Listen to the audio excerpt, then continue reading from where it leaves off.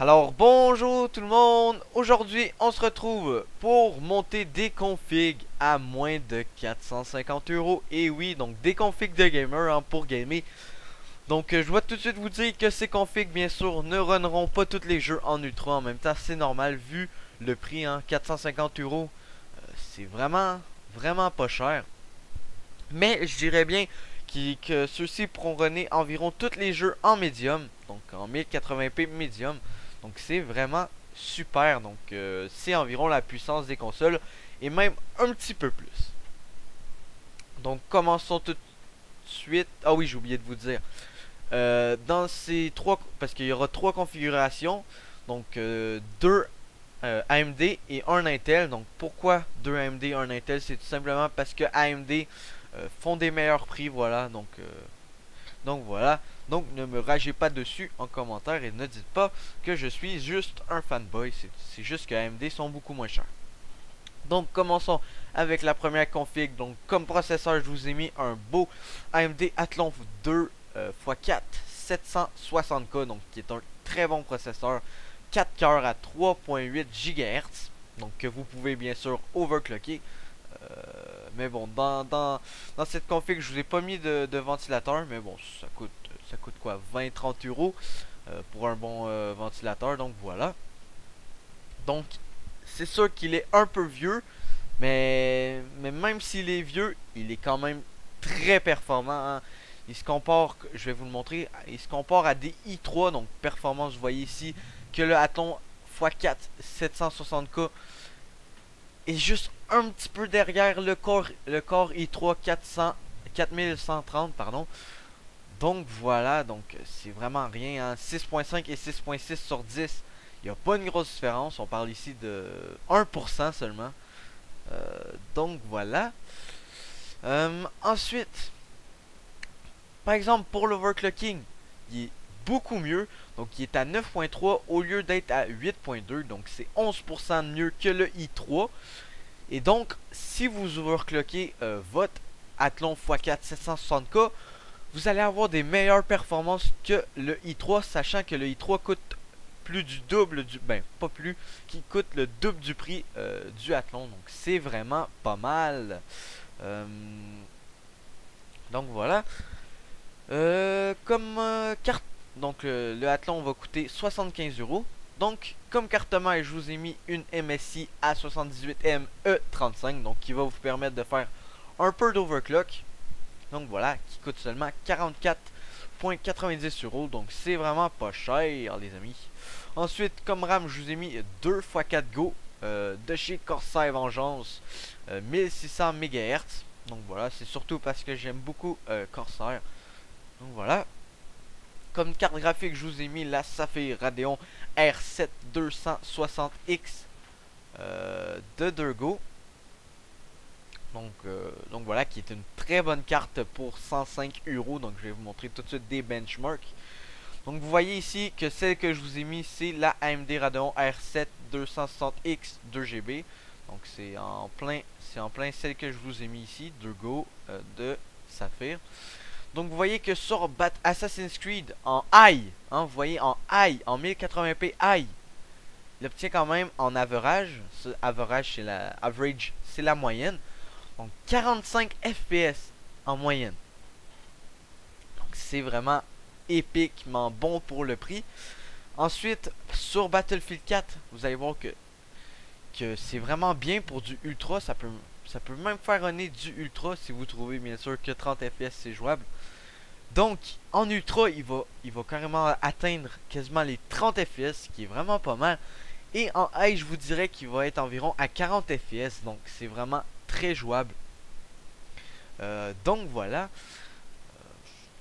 pas mal tout ce que j'avais à vous dire pour la carte. Tiens, il y a d'autres benchmarks je crois. Ouais, Crysis 3 et Grid 2. Bon, Crysis c'est un peu le jeu qui tue tout.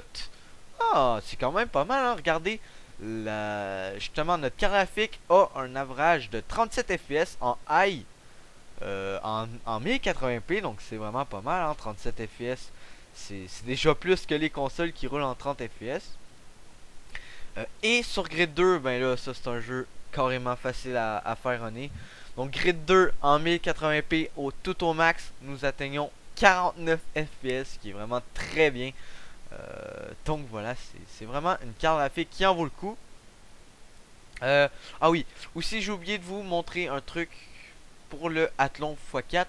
C'est que son passe-marque est de 4574.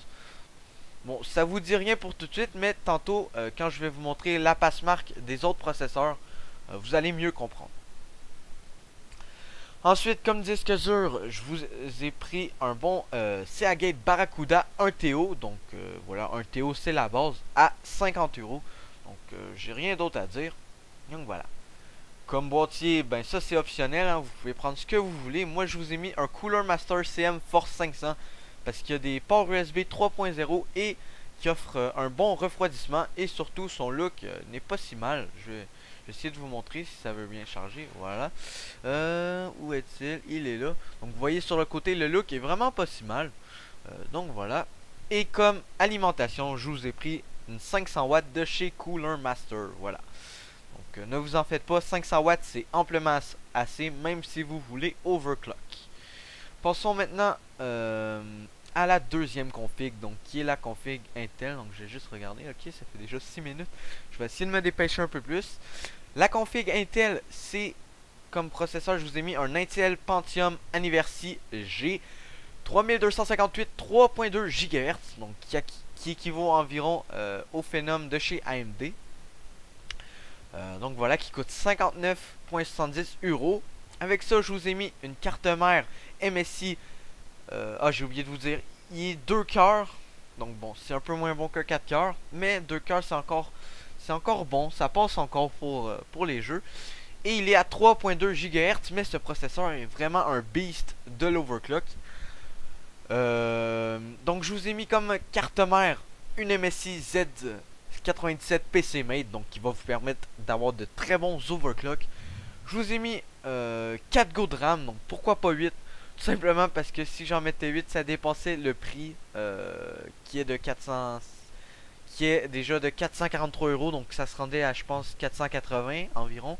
Donc voilà, j'ai préféré vous mettre 4 Go. De toute façon, 4 Go c'est amplement assez. Et de toute façon, si vous voyez que vous manquez de Go, vous pouvez facilement upgrader. Donc voilà. Encore une fois de chez Corsair. Donc voilà.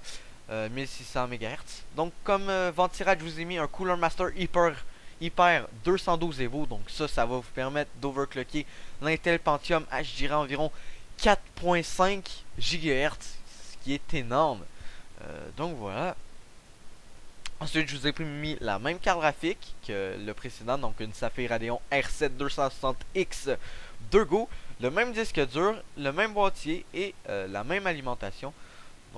Donc voilà, je vous mettrai les liens des configs dans la description.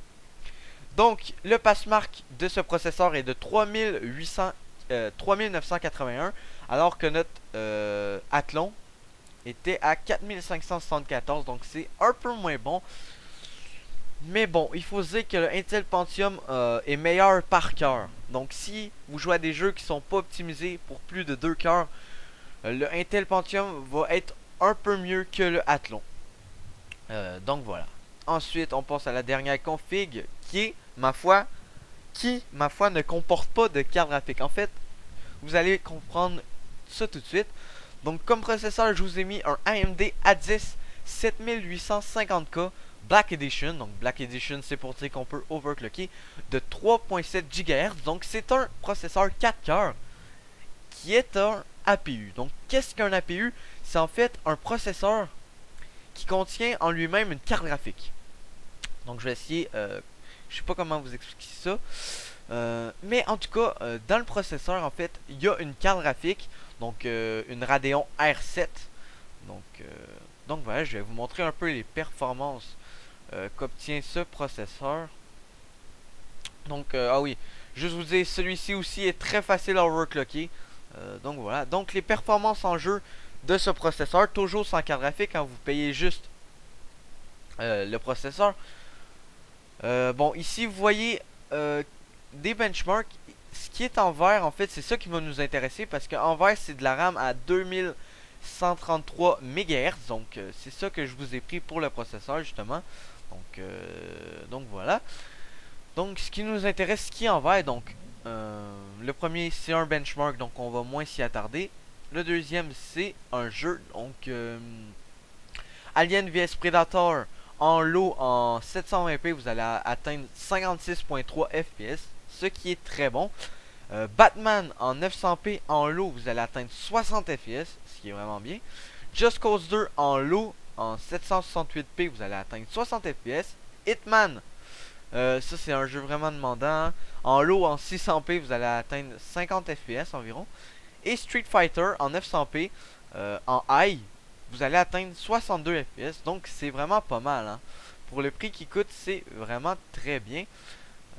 Donc voilà, donc avec ce processeur, je vous ai pris une ASRock FM2 A88X Extreme 4+, donc qui va vous permettre d'atteindre des overclocks assez extrêmes. Donc aussi, je vous ai pris 2x4 Go DDR3 2133 MHz, donc de chez G-Skill Ripjaws.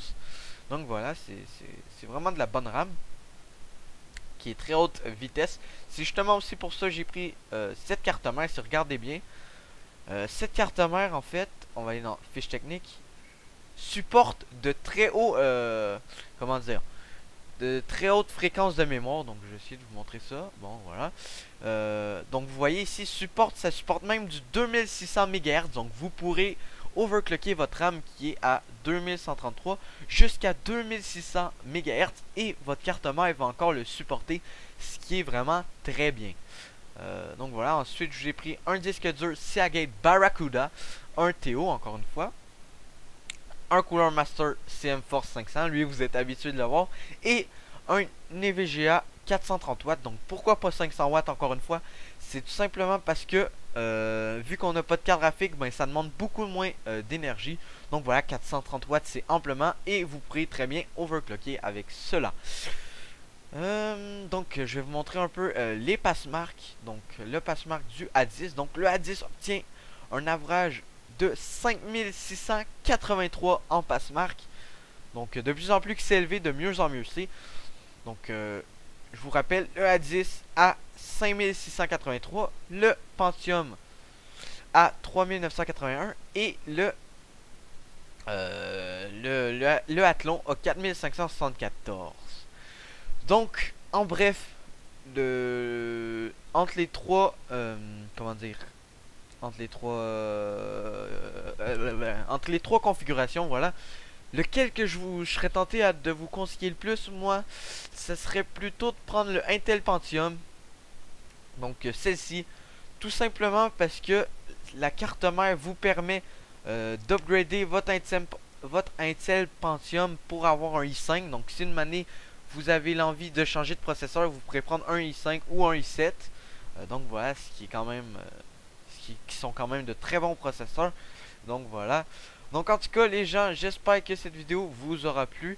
Donc et on se retrouve pour une prochaine vidéo. Allez, peace.